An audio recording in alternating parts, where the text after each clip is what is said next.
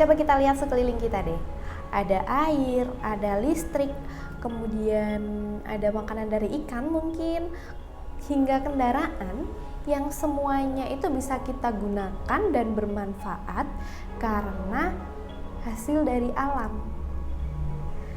Nah, pada dasarnya manusia itu bergantung pada alam.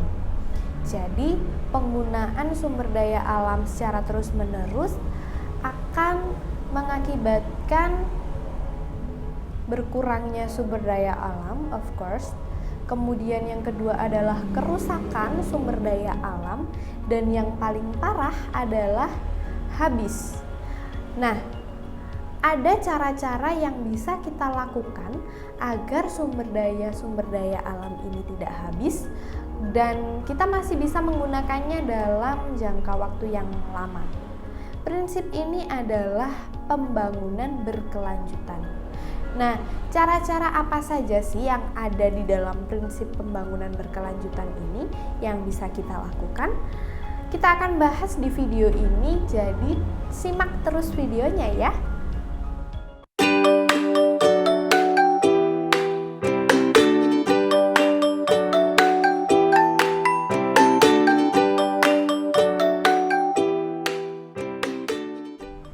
Hai, kembali lagi bersama saya Bu Aris Wahyu Lestari yang akan menemani kamu belajar IPS pada video ini. Nah, tetap semangat ya meskipun masih belajar daring, karena sebentar lagi kita akan belajar tatap muka. Tetap semangat, kita belajar tentang sumber daya alam dan pengelolaannya. Nah, seperti yang kalian tahu bahwa sumber daya alam itu memiliki karakteristik tertentu, sehingga dari karakter itu bisa diklasifikasikan atau digolongkan menjadi beberapa. Yang pertama yaitu berdasarkan jenisnya, yang seperti yang kalian tahu ya, bahwa sumber daya alam itu ada yang biotik dan ada yang abiotik. Di mana abiotik merupakan sumber daya alam yang berasal dari makhluk hidup, sedangkan abiotik adalah sumber daya alam yang berasal dari benda tak hidup ya, bahan-bahan tambang, air dan sebagainya.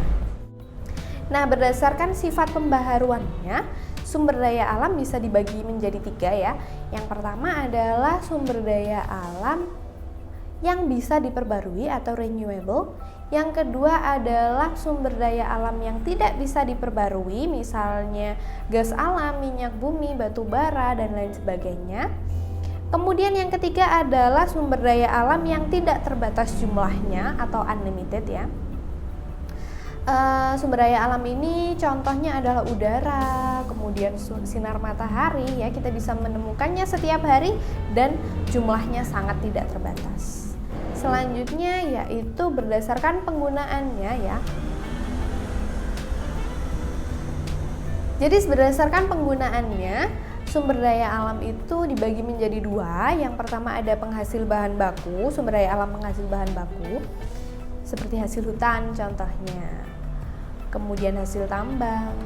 Nah, yang kedua yaitu sumber daya alam penghasil energi, seperti ombak, panas matahari, dan juga arus air sungai. Nah, contohnya adalah mereka bisa digunakan untuk pembangkit listrik tenaga air contohnya. Nah, itu butuh arus air yang deras, arus air sungai untuk bisa membangkitkan tenaga listrik seperti itu. Nah, pada video kali ini kita akan fokus membahas tentang pengelolaan sumber daya alam dan penerapan kita dalam kehidupan sehari-hari berkaitan dengan PRLH atau perilaku ramah lingkungan hidup. Nah, pada dasarnya prinsip pengelolaan lingkungan hidup itu tujuannya adalah menjaga kelestarian fungsi lingkungan hidup otomatis ya. Kemudian yang kedua adalah peningkatan nilai dukung ekosistem, dan yang ketiga adalah pemanfaatan berkelanjutan. Nah, semuanya ini ada di dalam pembangunan berkelanjutan. Nah, konsep pembangunan berkelanjutan ini berasal dari bidang manajemen sumber daya terbarukan, di mana idenya adalah agar hutan, perikanan, dan sumber daya terbarukan lainnya itu dikelola dengan sedemikian rupa sehingga tingkat panen tidak melebihi tingkat regenerasi. Jadi kalau panennya itu tidak melebihi tingkat regenerasi, otomatis akan bisa terus berlanjut. Nah, akan bisa terus menyediakan sumber daya alam yang dapat dipertahankan, seperti itu. Jika sebaliknya, maka yang terjadi adalah tidak adanya pembaruan, ya. Misalnya ikan ini yang ditangkap lebih besar daripada tingkat regenerasi. Nah, otomatis tidak ada yang regenerasi. Otomatis stok atau persediaan yang ada di alam akan habis. Untuk mendukung program pembangunan berkelanjutan, kita menerapkan prinsip yang namanya ekoefisiensi. Nah, ekoefisiensi ini adalah menyatakan bahwa bahan dan energi yang tidak termanfaatkan akan terbuang menjadi suatu limbah, dan ini akan mencemari lingkungan. Nah, bagaimana caranya agar kita tidak membuang atau mencemari lingkungan? Otomatis kita membutuhkan yang namanya langkah-langkah selektif dan langkah-langkah bijak yang harus kita terapkan dalam kehidupan sehari-hari, ya. Yang pertama, kita harus meminimalkan penggunaan bahan baku dan energi, di mana kita harus bijak dalam menggunakannya, ya. Jadi kita tidak membuang-buang, kemudian nanti hasilnya itu tidak berlebihan dan lain sebagainya. Kita harus meminimalkan seperti itu, sesuai kebutuhan saja. Kemudian yang kedua adalah tidak melepaskan atau meminimalkan pelepasan limbah beracun ke lingkungan. Mungkin kita tidak bisa sepenuhnya tidak melepaskan bahan-bahan beracun ke lingkungan, tapi kita bisa meminimalkan membuang limbah yang beracun ke lingkungan. Contohnya, kita tidak membuang air bekas deterjen itu, bekas mencuci, ya, khususnya yang rumahnya di lingkungan sungai. Tolong untuk tidak membuang air cucian yang mengandung deterjen itu ke sungai secara langsung, ya. Jadi sebaiknya ada sanitasi yang diolah agar air bekas yang masih mengandung deterjen ini tidak langsung terbuang ke sungai, sehingga tidak merusak ekosistem atau habitat-habitat yang ada di sungai, seperti itu. Kemudian menghasilkan dan menggunakan produk yang dapat didaur ulang. Jadi kita harus bisa memilih dengan bijak produk-produk mana yang bisa kita daur ulang. Contohnya, ketika kita memang tidak bisa membeli sesuatu dengan membawa benda atau membawa tempat sendiri, ya. Contohnya, kamu membeli aqua, misalnya dalam perjalanan ini. Kamu dalam perjalanan, kamu butuh air dan kamu harus membeli aqua. Nah, botol aqua ini tidak kamu buang langsung, atau setelah kamu minum itu tidak kamu buang, tapi kamu simpan untuk kamu bawa pulang, kemudian di rumah kamu gunakan untuk menanam tanaman. Bisa tanaman hidroponik atau tanaman-tanaman yang di tanah yang kamu tanam. Jadi itu bisa kamu gunakan sebagai media tanam, gitu, ya. Kemudian selanjutnya yaitu pemanfaatan sumber daya alam yang dapat diperbarui.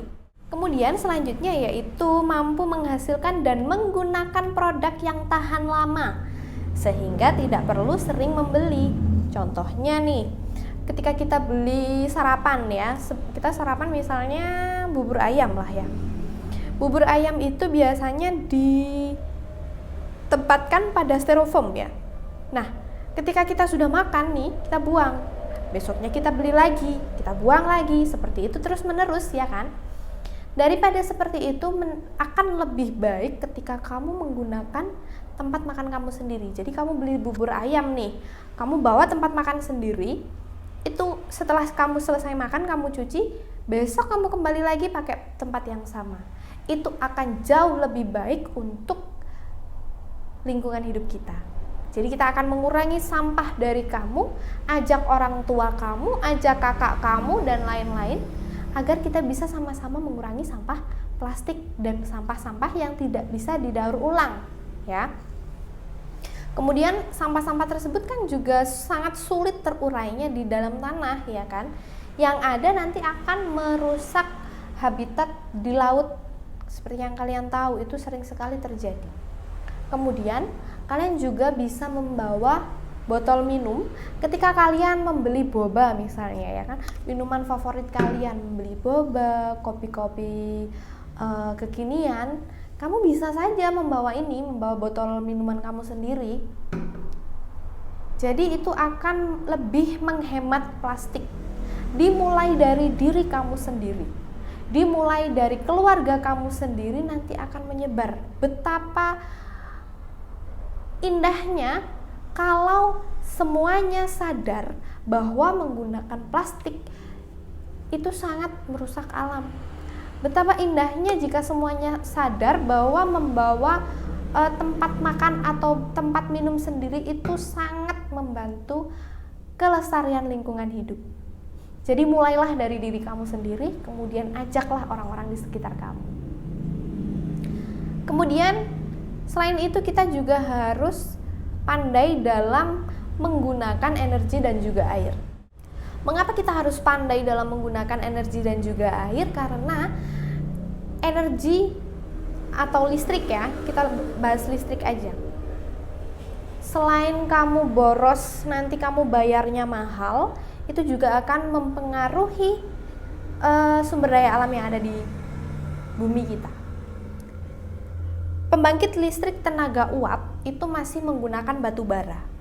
Nah, jika batu bara itu digunakan secara terus-menerus, otomatis batu bara itu akan habis, gitu. Kemudian, caranya agar kita hemat energi itu gimana? Kita matikan listrik, kita matikan lampu ketika kita tidak gunakan. Lampu ketika siang hari kita matikan karena ruangan-ruangan sudah terang meskipun tidak menggunakan lampu. Kita bisa menggunakan sinar matahari, ya. Kemudian kita juga mencabut atau mematikan saklar-saklar yang tidak digunakan, mencabut charger. Charger itu ternyata ketika kita tidak gunakan selama 1 jam dan masih tertancap pada saklar, itu akan membuang energi 1 watt. Hitung saja mulai dari 1 jam 1 watt, 1 hari berapa tuh? Kemudian 1 minggu berapa tuh? Habis itu 1 bulan, terus 1 tahun, dan seterusnya. Nah, itu akan sangat membuang sekali dari rumah kamu nih, rumah tetangga kamu, rumah-rumah yang lain. Kita hitung aja, itu bakalan menghabiskan energi atau membuang energi yang sangat banyak, ya kan. Selain itu, air, persediaan air di bumi itu juga terbatas. Ketika kamu pikir bahwa air itu adalah sumber daya alam yang tidak terbatas, kamu salah. Karena apa? Hutan di Indonesia saja sekarang sudah banyak yang digunakan sebagai lahan-lahan atau sebagai rumah-rumah misalnya. Sehingga hutan-hutan itu sudah tidak bisa lagi menampung atau sebagai cadangan air di dalamnya, ya kan? Sedangkan kebutuhan air kita akan terus ada. Kita akan terus membutuhkan air. Nah, caranya gimana biar kita hemat air dan air akan terus ada?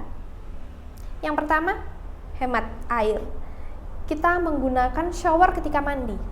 Ternyata shower dengan gayung itu akan lebih hemat ketika kita menggunakan shower. Nah, kemudian yang kedua, ketika kita mencuci beras, mencuci sayur, mencuci buah, airnya jangan langsung dibuang. Airnya kamu tempatkan di satu wadah, kemudian nanti kamu buat untuk siram tanaman kamu, untuk rawat tanaman kamu. Jadi kamu tidak perlu menggunakan air dari keran untuk menyiram tanaman-tanaman kamu. Itu langkah hemat air yang pertama. Kemudian selanjutnya kamu harus menjaga kebersihan sanitasi air di rumah kamu. Sanitasi air dan juga toilet di rumah kamu. Karena apa? Karena adanya sanitasi air yang bersih akan mewujudkan lingkungan yang sehat di rumah kamu. Nah, itu akan sangat berpengaruh juga gitu. Nah, mungkin sampai di sini dulu ya video kali ini, pembahasan kita kali ini.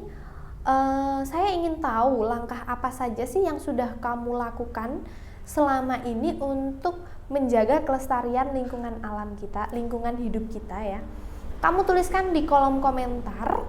Kemudian jangan lupa, mulailah dari diri kamu sendiri, kemudian ajak orang tua kamu, ajak kakak kamu, adik kamu, kemudian nantinya akan menyebar di lingkungan kamu, di lingkungan kita akan tercipta suatu lingkungan hidup yang indah, yang bersih dan yang nyaman. Nah, demikian dari saya. Kalau kamu suka video ini, tolong kamu klik tombol like-nya dan jangan lupa tuliskan komentar kamu di kolom komentar. Sampai jumpa di video selanjutnya.